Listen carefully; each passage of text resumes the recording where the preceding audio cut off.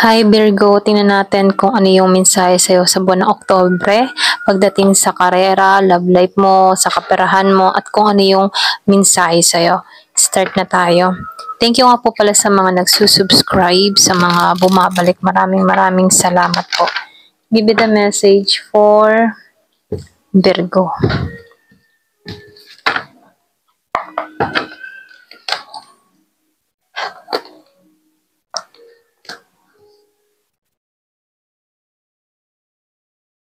So, nakikitaan ko dito, no, yung iba sa inyo, pagdating sa larangan ng pag-ibig, meron akong nakikita ditong tao na hindi siya naging mapalad sa kanyang connection. Yung iba sa inyo, hindi halos lahat, ano.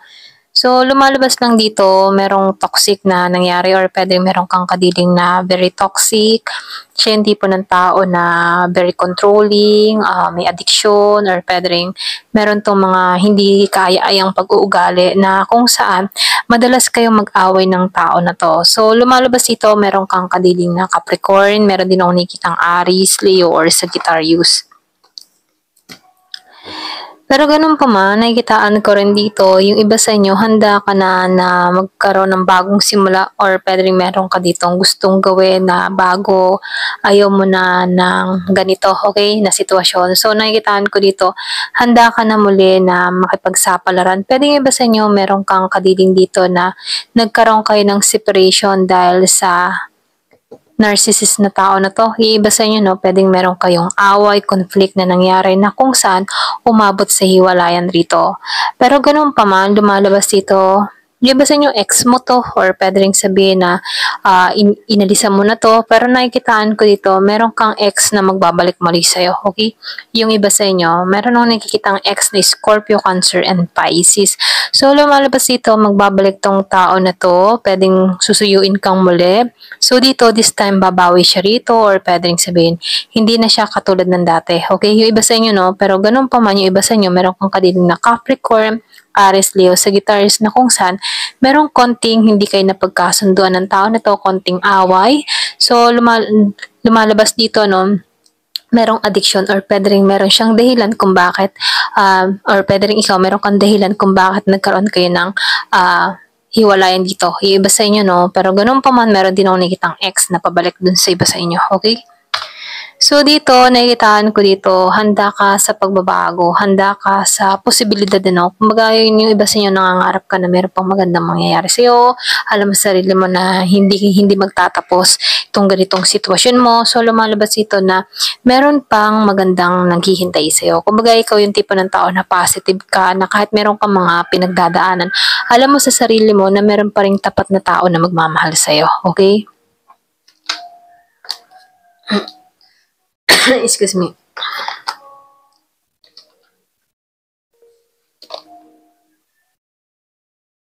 So, dito no, yung iba sa inyo, nakikitaan ko dito, meron kang pilit na inaalisan, meron kang pilit na pinaglalaban, okay?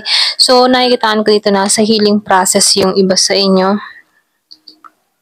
Meron ako nakikitang malungkot na tao, pwede meron kang ka-dealing na yung kanina, sinabi ko kanina, Scorpio, Cancer, or Pisces, merong involved na abandonan nangyari sa inyo or hiwalay na naganap dito, no? Pero ganun pa man, ikinalungkot ng tao na to, yung pag-alis, okay? Or pwede rin pagkawala ng connection na to, okay? Kaya dito meron akong nakikitang magbabalik. So dito meron akong nakikitang maglalakas loob na tumungo sa'yo, okay? Kumbaga maglalakas loob to na puntahan ka rito or pwede ring hilumin tong connection na meron kayo dito. So this time, nakikitaan ko dito na tapat na to, okay? So nakikitaan ko dito malakas yung Pisces na magbabalik, okay? Yung iba sa inyo, meron ditong gustong hilumin, meron tong gustong ayusin. Sa pagitan yung dalawa rito, meron akong nakikitang Pisces Year of the Dog kung meron kang ka-connection na ganito, okay?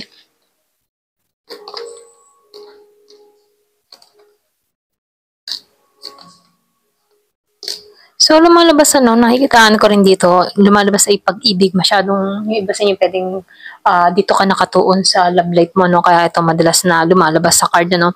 So, dito nakikitaan ko rito na meron ditong defensive or pwede rin sabihin na pinoprotektahan mo yung sarili mo. So, nakikitaan ko dito pwedeng iba sa inyo nakatuon ka na lang muna sa mga trabaho mo or pwedeng nakatuon ka muna sa pinagkakaabalahan mo. So, lumalabas dito, mas nakatuon ka sa mga importanteng bagay or pwede rin sabihin na ikaw ay mas masyado ka lang grounded, okay? Kumbaga, ayaw mo nang pag-usapan tong pag-ibig or larangan ng connection na to. Yung iba sa inyo. So, kung meron kang kadiling na Sagittarius, nakikitaan ko dito na meron kang pinuput na boundary mula sa tao na to. So, dito, lumalabas din dito, di ba sa inyo kung meron kang kadiling na Gemini, nakikitaan ko dito may betrayal na nangyari sa inyo ng tao na to. So, lumalabas na hindi lang yung tipo na itong tao na to, kilala mo din yung nag-betray. I mean kilala mo rin yung involved dito, okay? Kumbaga, nakikitaan ko dito, malapit pareho sa'yo, okay? Kumbaga, meron kang partner dito, tapos meron kang kaibigan, for example, kaibigan So, meron dito ang pagtatrader na ginawa sa'yo, okay? Hindi, kumbaga dito, nakikitaan ko dito, mahal ka ng tao nito, kaya lang natukso siya dito, okay?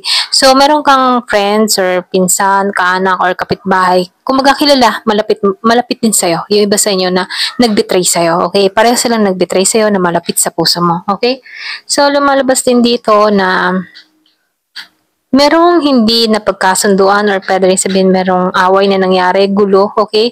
So, nakikitaan ko dito, nagpaka-busy ka dito. Kaya iba sa inyo, very defensive ka, very grounded ka. Kasi dito, itong tao na to malapit sa buhay mo na kung saan hindi mo akalaing magagawa to sa'yo, okay? So, ito na nakikita ko dun sa iba, no? Malakas yung Gemini. Kung meron kang kadiling na Gemini, meron din ako nakikitang Libra and Aquarius, okay?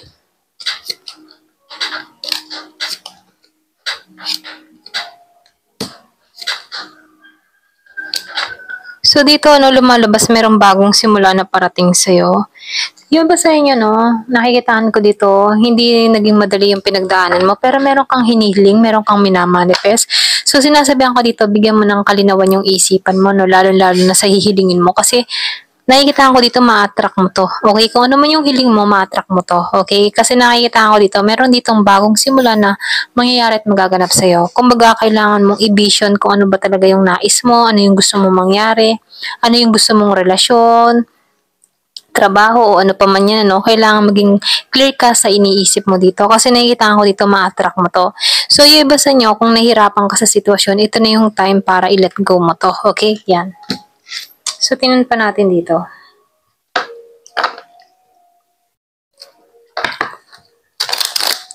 Give me the message. Ano pa yung mensahe?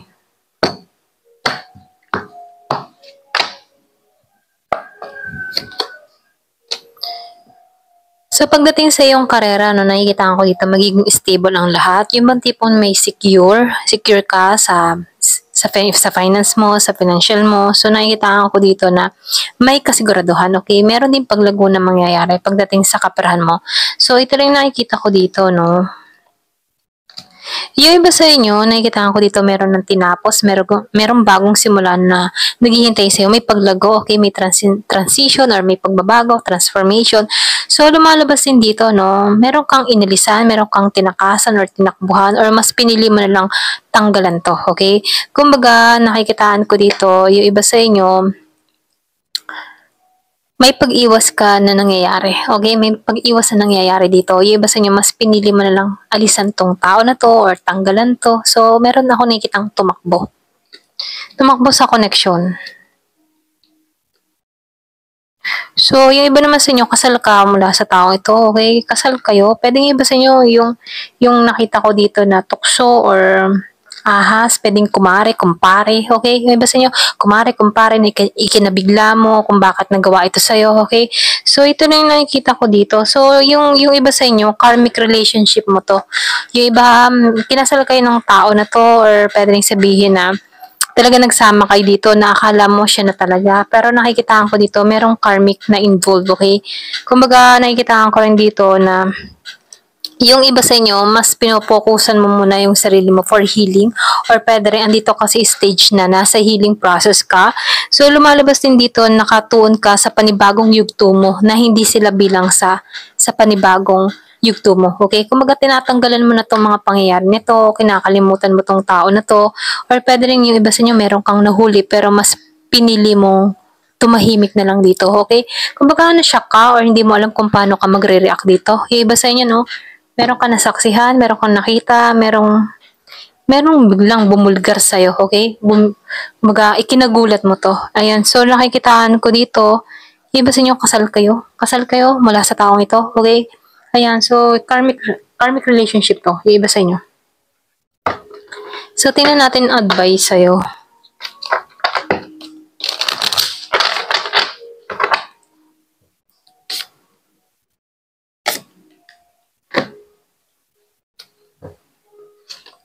Practice compassion, ano.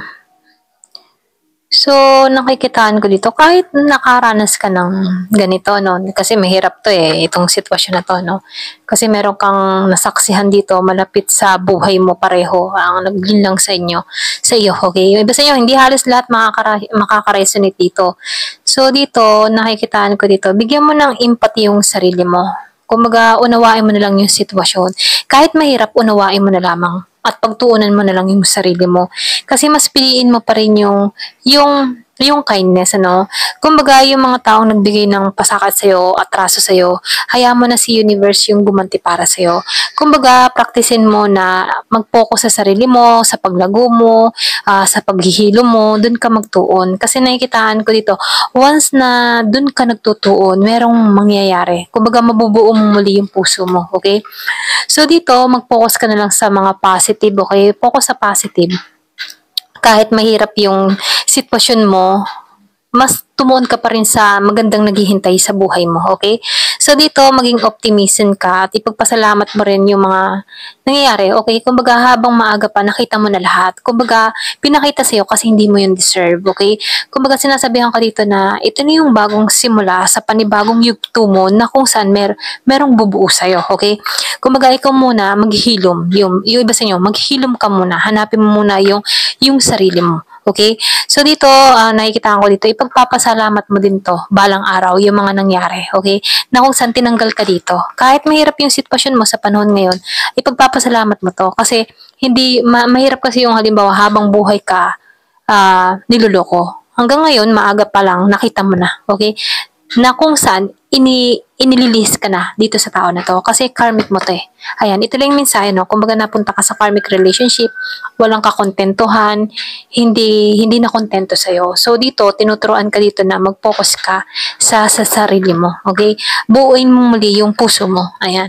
Kumbaga sinasabihan ka dito, mag-focus ka sa positive. Kahit mayroon kang naranasan ng mga negative na pangyayari, mag-focus ka pa rin sa positive.